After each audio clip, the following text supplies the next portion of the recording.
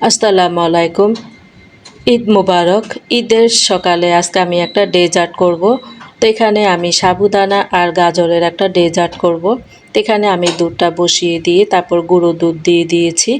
গুঁড়ো দুধ দিয়ে কিছুক্ষণ জ্বালিয়ে নিয়ে তারপরে সাবুদানাটা দিয়ে দিয়েছি। সাবুদানাটা সেদ্ধ হতে দিয়ে এই চুলায় আমি এখান দিয়ে গাজরটা ঘিয়ের মধ্যে ভেজে নিচ্ছি। তো গাজরটা ভাজতে ভাজতে এদিক দিয়ে সাবুদানাটা সেদ্ধ হচ্ছে। আসলে যাদের নামে কোরবানি করা হয় তারা কোরবানি করে এসে তারপরে নাস্তা করতে হয়। তো মাইশার আব্বু নামাজ পড়তে গিয়েছে, তো এদিক দিয়ে আমি নাস্তাটা রেডি করে নিচ্ছি। তো কোরবানি করে এসে নাস্তাটা সেরে নেবে। তো এদিক দিয়ে আমি সাবুদানাটা হয়ে গিয়েছে, সাবুদানাটা আমি এখন গাজরের মধ্যে ঢেলে দিয়েছি দুধটা। তো কিছুক্ষণ নেড়ে চেড়ে তারপরে এখানে আমি কর্নফ্লাওয়ার গুলে দিয়েছি। তো কর্নফ্লাওয়ারটা দেওয়ার পর আরও কিছুক্ষণ রেখে তারপরে আমার ডেজার্টটা রেডি হয়ে গিয়েছে। এরপর মাইশার আব্বুর জন্য বেড়ে নিচ্ছি। মাইশার আব্বু এসে নাস্তাটা সেরে নেবে। আর এই চুলায় এখানে আমি চালের গুঁড়ি দিয়ে চালের চালের গুঁড়ির রুটি বানাবো। তো এখানে আমি কাইটা করে নিয়েছি। তো কাইটা আমি ভালো করে ময়ান করার পর তারপরে এখানে আমি রুটিগুলো বানিয়ে নিচ্ছি।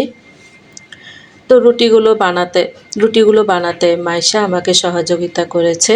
তো আমি এখান দিয়ে রুটিটা বেলছি আর মাইশা এখান দিয়ে রুটিটা সেঁকে নিচ্ছে।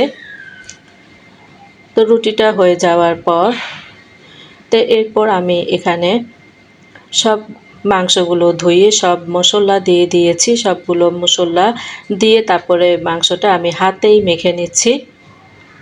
আসলে অনেক মাংস যখন হয় তখন হাত দিয়ে মেখে নিলে মাংসটা খুব ভালোভাবে মেশে মশলাটা মাংসের সাথে। তো এখানে আমি হাত দিয়েই মেখে নিচ্ছি। আসলে মাংসটা হয়ে যাওয়ার পর তখন ওই ভিডিওটা নেওয়া হয়নি। তো এখানে মাংসটা বেড়ে সবাই চালের গুঁড়া রুটি দিয়ে খেতে বসতে। এরপর এখানে আমি বটটা পরিষ্কার করে নিচ্ছি। তো এখানে সহযোগী আর আমি দুইজনে মিলে বটটা পরিষ্কার করে নিচ্ছি। এটা টাটকা গরম পানির মধ্যে বটটা চুবিয়ে তারপরে পরিষ্কার করে নিচ্ছি। তো এই তো আমার বটটা একদম ধপধপে সাদা হয়ে গিয়েছে। তো এটা আমি আমার যতটুকু দরকার ততটুকু পরিমাণ প্যাকেট করে আমি ডিপ ফ্রিজে রেখে দিব। আজকে আর রান্না করছি না। তো এই তো আজ এ পর্যন্ত। আল্লাহ হাফেজ।